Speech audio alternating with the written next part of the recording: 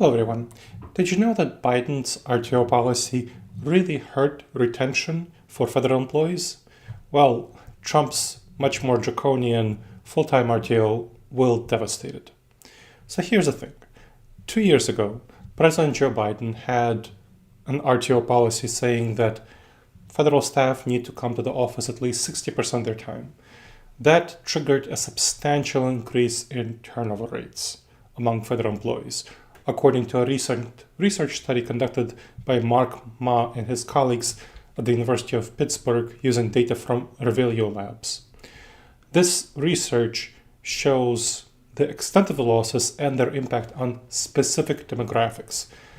For example, we know that Biden's hybrid RTO policy caused a 26% rise in senior employee turnover as opposed to junior employee turnover. So senior employees were more likely to leave because senior employees had more skills and they were more desirable. And so they could find a job that had more flexibility. So that's senior employees. Also skilled workers, workers who had more skills, more desirable skills, were 32% more likely to leave after Biden's RTO mandate. And again, this is not a full-time RTO mandate. This is 60% of the time in the office, 3 out of 5 days a week. So rigid RTO policies like Biden's drive federal staff to look for private sector roles with more flexibility, remote and hybrid roles, and agencies that we really need to be well and have good staff, like the Defense and Department of Homeland Security, were particularly affected. This is not simply this study. There's plenty of other research conducted by the government itself. So this is an external academic study. Here's some research from the Government Accountability Office from a November 2024 report looking at agencies with telework options like the Veterans Benefits Administration. The Veterans Benefits Administration saw improved recruitment as a result of its flexibility. IRS broadened its hiring pool by attracting more remote employees.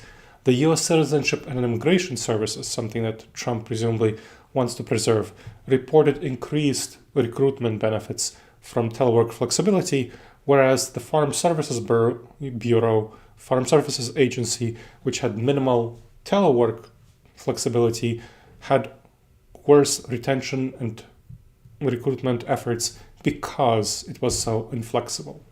So rigid policies undermine workforce expansion and retention.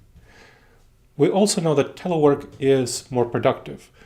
So the Office of Personnel Management found that 72% of federal supervisors observed equal or improved productivity under telework, and 84% of teleworking employees reported higher job satisfaction. Trump's policy, in other words, risks serious problems for the operations of the US government. This full-time RTO would definitely amplify the brain and talent drain that we already saw under Biden. Senior employees and more skilled employees are more likely to leave for private sector flexibility, and we already see that happening. Disruptions will harm essential services on which I and you and other US taxpayers depend. The policy that aims to cut costs under Trump, supposedly cut costs, will create an operational crisis instead. I hope you enjoyed this episode of the Wise Decision Maker Show. Please make sure to subscribe wherever you checked out the show and leave a review. It helps other people discover the show and helps us improve the show.